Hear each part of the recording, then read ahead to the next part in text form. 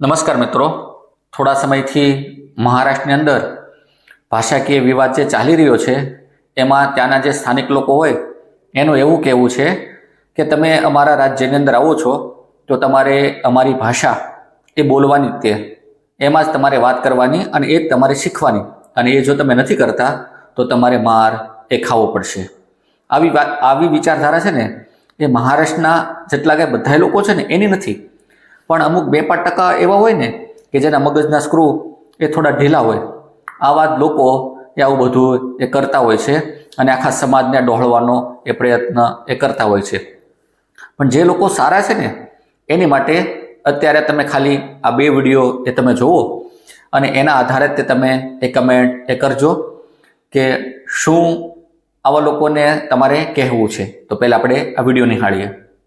महाराष्ट्र में रहते हो तो मराठी भाषा तो आनी ही चाहिए कंपल्सरी. मराठी भाषा तो एक महाराष्ट्र है ना, तो मराठी भाषा आना चाहिए बस.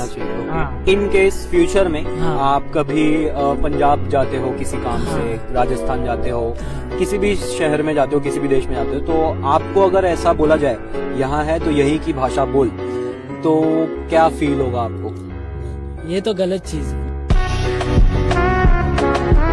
महाराष्ट्र में ना तो मराठी आनी चाहिए. चल कर्नाटका में रहने का ना तो कर्नाटका बोलने का. चल भैया सुनो ना, वो મને